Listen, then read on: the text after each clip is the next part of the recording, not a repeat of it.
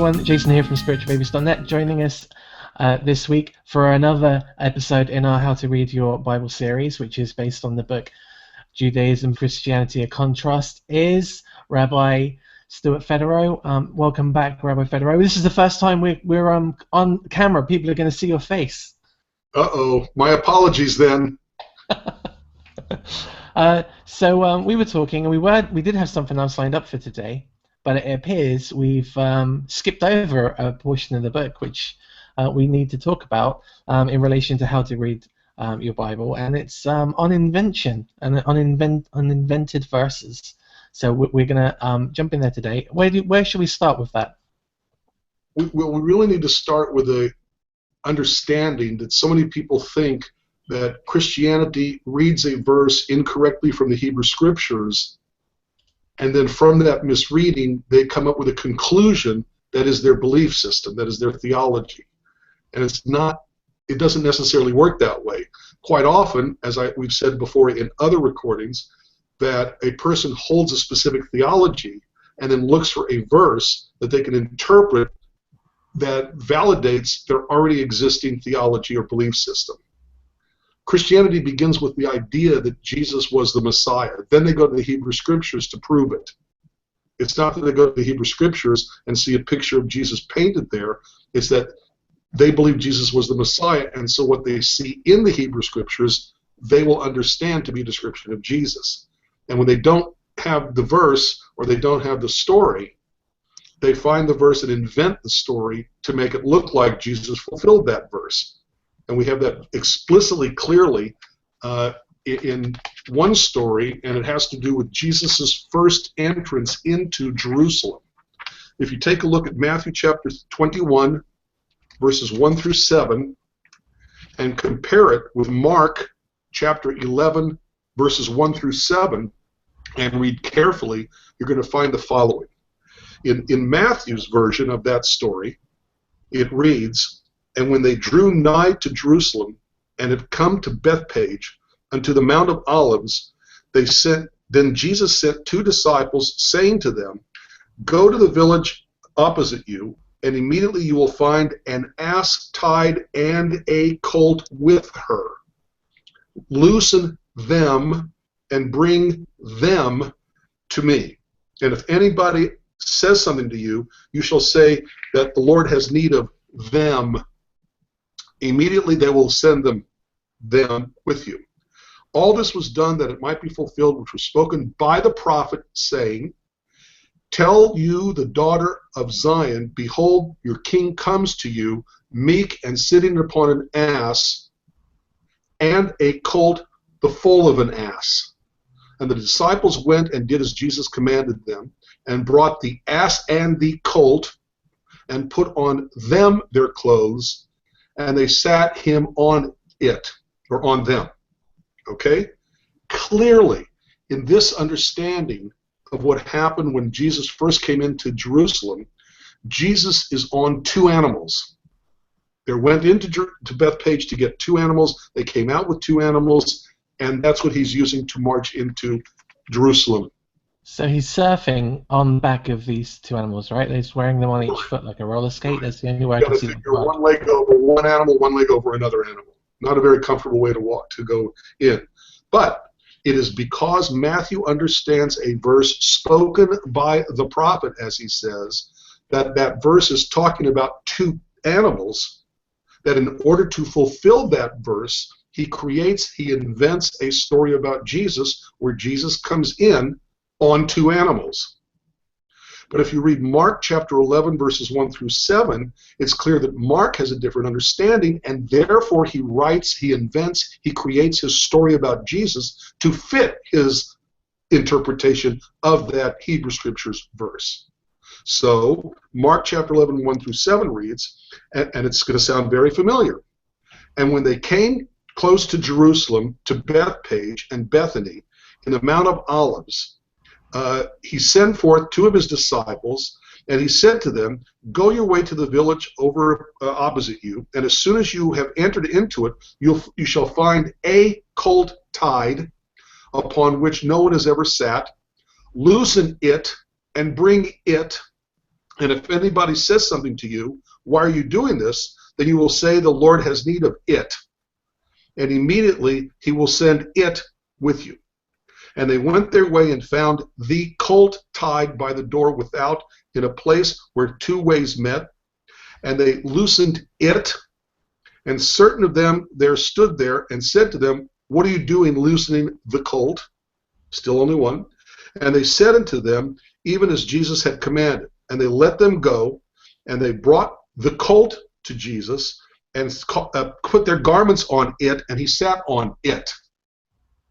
It may sound like the same story. The single distinctive factor between the two stories is that Matthew writes his story about two animals, whereas Mark writes his story about one animal. To go to the verse that that's quoting from, in Hebrew literature, it's not uncommon, is it, for an item or an event to be described twice in one sentence? Well, it's not so much a common thing. It's the way in which biblical poetry works. Biblical poetry works a rhyming of idea, not a rhyming of sound. Okay? Classic Psalm 119, the law of the Lord is perfect, reviving the soul. The precepts of the Lord are right, delighting the mind. It's called parallelism, where the first phrase is paralleled in the second phrase. Okay? The law of the Lord is perfect, restoring the soul. The precepts of the Lord are right, delighting the mind. Law of the Lord is parallel to precepts of the Lord.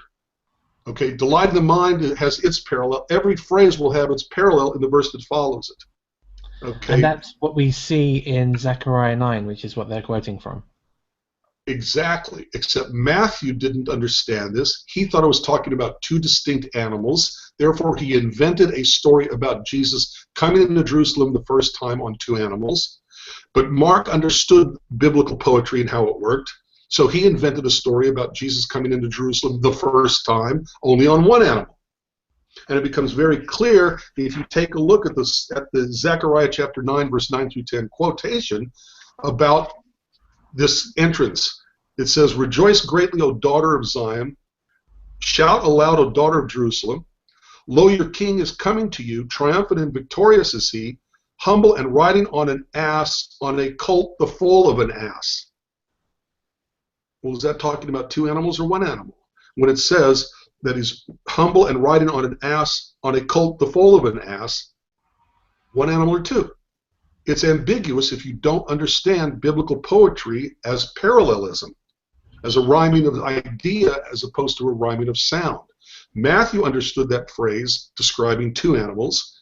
Mark understood it correctly as only one animal, but poetic, saying the same thing in two different ways. And he therefore wrote his story where Jesus enters the first time on one animal.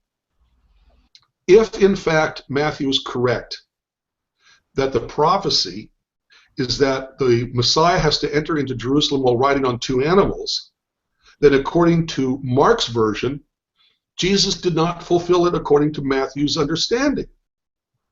So if Matthew is right, then Mark's description shows he couldn't have been the Messiah because he didn't fulfill that concept. And it's a contradiction because one reads the verse from the Hebrew Scriptures one way and invents a story accordingly. The other reads it a different way and invents his story accordingly, his own interpretation. You invent the stories to match the description, not the other way around. What's worrying about that is that for either of those two people to be wrong, the reader is placing a lot of faith in what they say is being true. And exactly. if we are leaning on biblical prophecy to prove Messiah, and if the reader doesn't understand even how to read the Bible, how are we to then trust that their understanding of prophecy is right? It brings up a lot of issues. But Matthew didn't understand that. Matthew didn't understand the dualism. Matthew, no idea. So he invents the story to fit his interpretation that it's talking about two animals. Matthew understood it. I'm sorry, Mark understood it correctly, being about one animal, and he invented his story only about one animal. You can't go into Jerusalem the first time more than once. They're both giving their rendition of the story of Jesus entering Jerusalem the first time. That's why they sound the same, but they're not the same. And Christians come up with all sorts of explanations. Well, when it says that it's, Mark says it's on an animal that nobody's ever said, it means it's very young. So maybe the young one was there, and the older one, being in Matthew's version, the older one is larger, so you couldn't really see. Mark couldn't see that the second one was standing next to him. You get all these crazy kind of explanations when the obvious, Occam's razor, the simplest explanation tends to be the most accurate explanation, and that is Matthew interpreted one way, he therefore invented a story one way. Mark interpreted a different way, so he wrote his story differently. So Matthew invented or interpreted a story in a specific way to match some actual text, but there's another place, isn't there, where Matthew, I feel like this should be the competition of the week.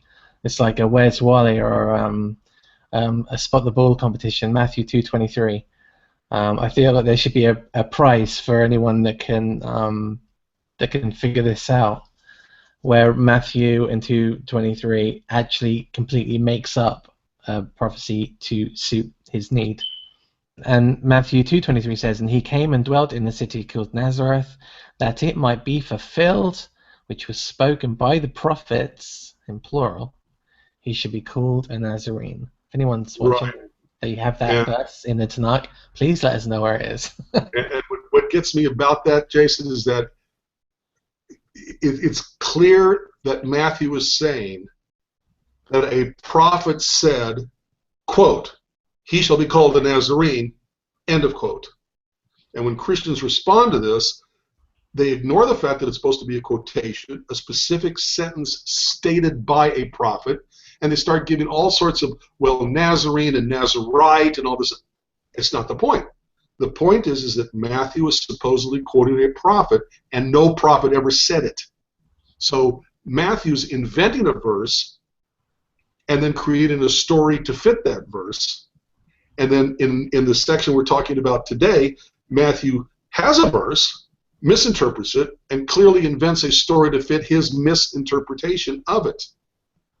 And the best way to understand if a story is at all accurate is to compare it with the same version of the same incident in the narrative of a different gospel writer.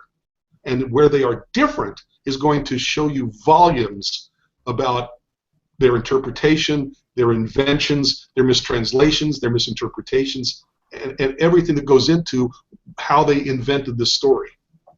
Which brings us very neatly onto a new set of shows, which I'm not sure how long they'll be, which will be starting soon, where we'll be going over the Passion narrative from the perspective of all of the four Gospels. Right. So for you guys at home, we will be releasing that very soon. Stay tuned. We're probably going to treat it like a quiz, and we'll see if there's any truth in the full versions we're reading. Thanks for joining us today, Rabbi Federow, and for giving us all of your time. Believe me, it's my pleasure. Always is, Jason. And thank you, viewers, for joining us. Like the channel and subscribe, and don't forget to share this with your friends, and we'll see you all again very soon. Bye-bye.